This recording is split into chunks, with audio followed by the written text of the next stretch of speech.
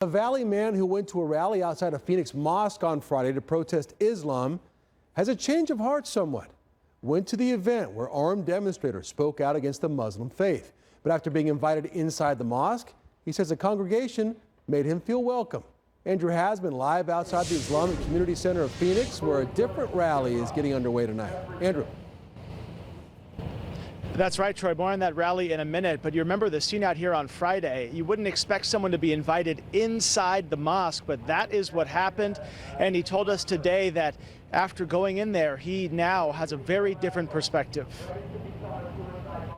Here's Jason Ledger and the organizer of Friday's rally wearing their profanity-laced T-shirts. Now, things have changed. Out of respect for the Islamic people, knowing what I know now, since I have talked to them and spoke with them, no, I would not do that again.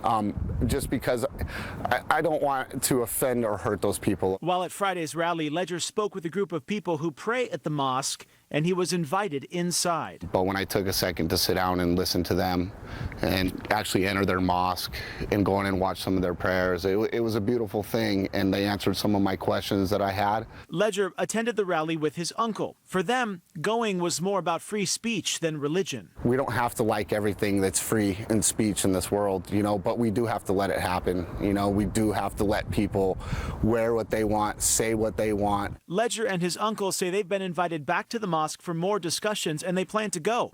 This time, the T-shirt will stay at home. I feel that me and a few people like my Uncle Paul and the Muslim people taking time to talk to each other, I feel that we changed the thoughts of some people and they changed the thoughts of me.